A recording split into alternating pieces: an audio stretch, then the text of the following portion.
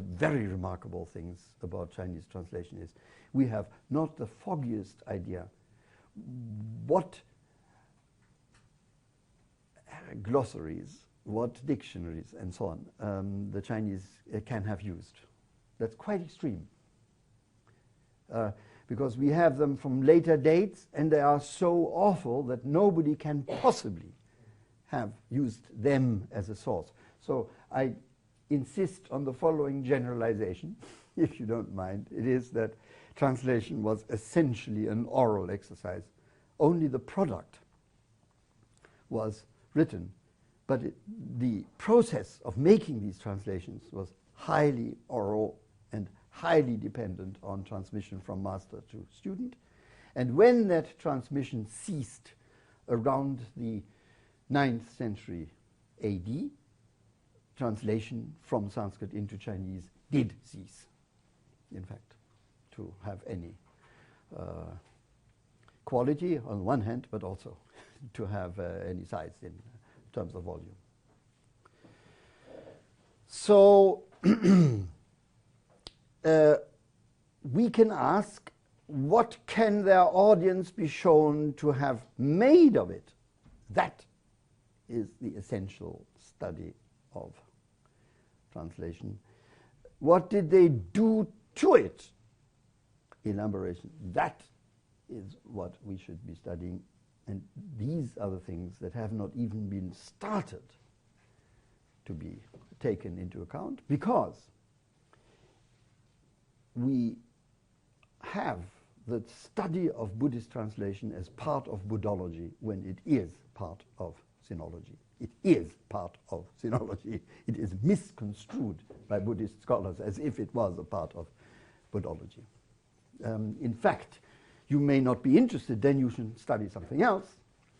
But essentially, the truth of what is going on is a sinological truth, which is concerned with the recipient culture and its elaboration as well as appropriation, the glocalization of Buddhism, to be fashionably American. So we want to know about the autochthonous doctrinal developments, and we want to see the splendid simplifications that were typically Chinese, as in this cartoon, about the sentient beings. The sentient beings, all sentient beings. This is 众生, the sentient beings. It's just one example of a furious amount that I could give you, because my own work has been in the popularization of Buddhism in China through the medium of the cartoon. And the cartoonist Feng Zikai that I give you here was actually translated into Hindi and I believe some kind of Sanskrit, and became very popular in India. And this kind of simplification, of course, is completely unheard of in India.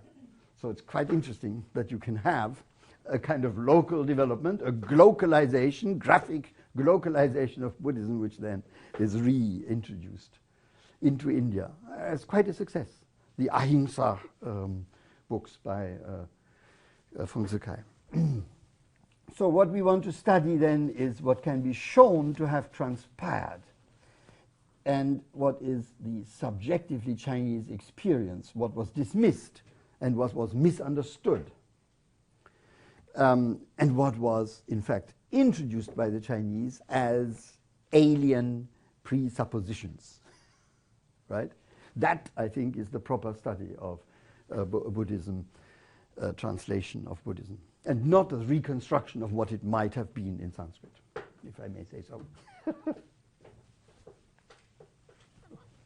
So, also, of course, what were the deliberate Buddhist simplifications? And what were the innovative developments? But now, what did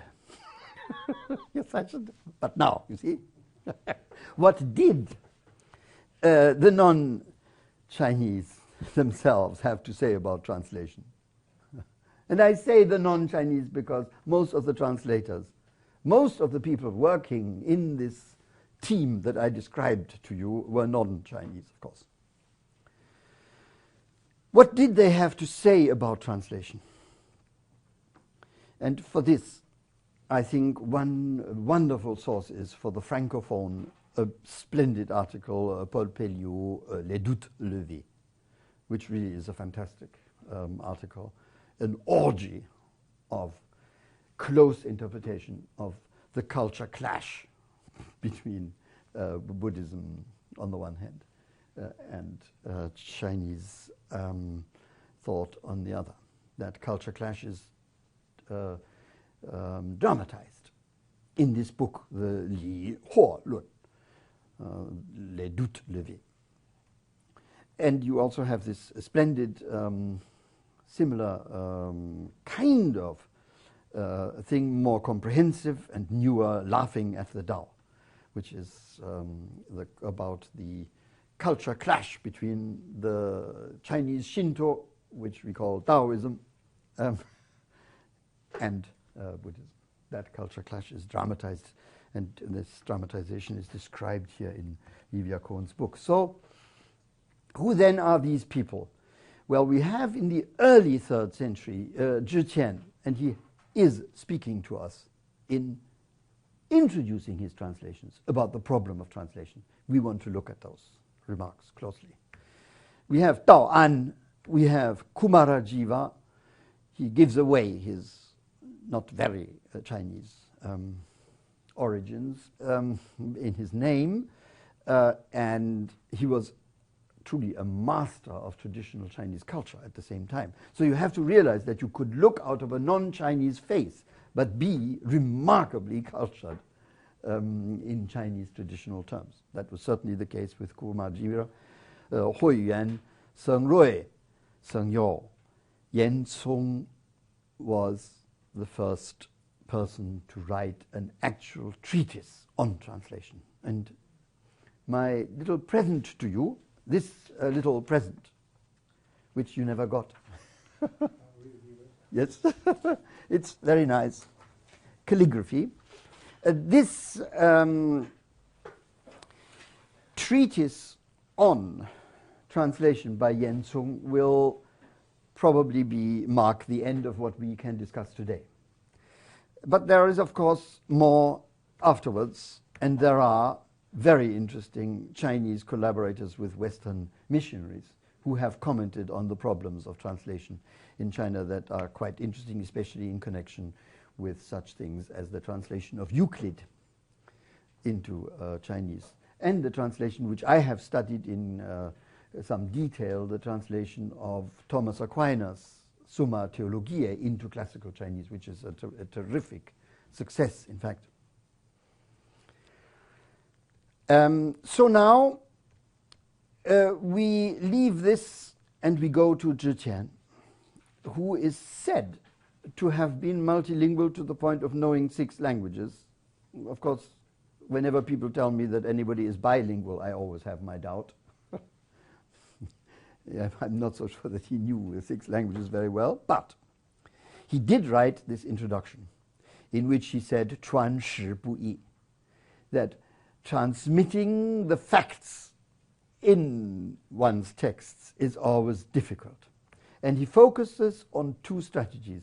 The literal one, focusing on the substance of what is in the text, and the one which focuses on proper form and elegance. And this conflict between these 2 interests dominated the discussion about translation.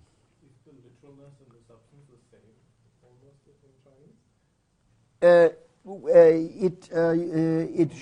It should look as if it is the same until you look at the ancient pronunciation in the 3rd century AD, at which point you will see they will have sounded very differently.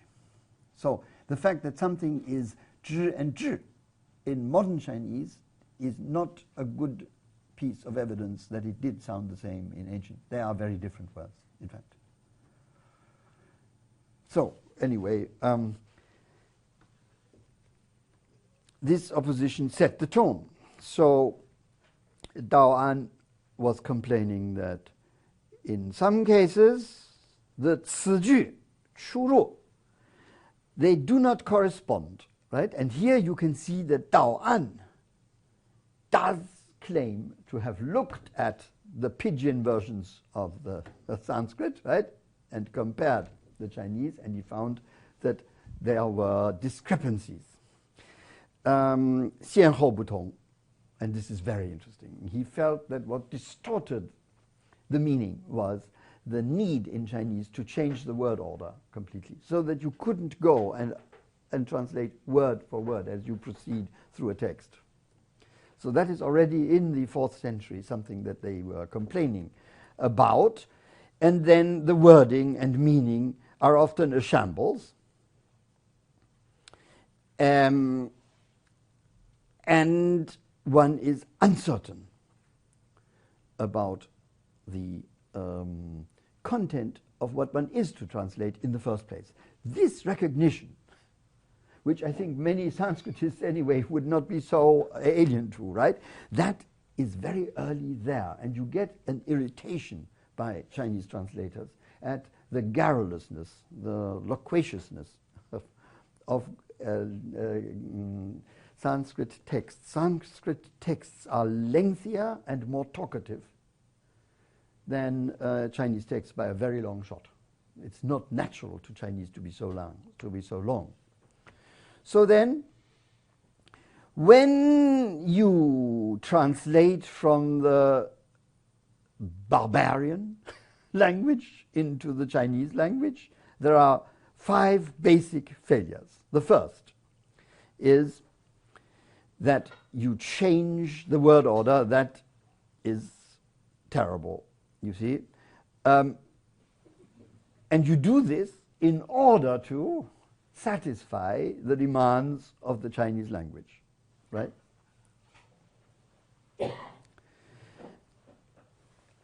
I didn't translate this properly, by the way, in this hasty translation here. It says that the barbarian speech is turned completely upside down to make it follow Chinese custom. So that's to make it accord with Chinese expectations. There are some pieces of evidence here that I won't go into, but that show that Dao An had a serious, sustained interest in word order in many other instances. I don't want to go into them now. So the second failure is the barbarian classics prize substance. 胡经, 上智, right? That is the substance. And you can now imagine that the Chinese thought of themselves as they were fond of elegance. In fact, the prizing is a very bad translation here, because it's being fond of that is in the Chinese text. The Chinese were fond of that. And for the transmitted texts to please the hearts of the masses without this elegant polish, one will not produce something that fits the purpose. And that is the second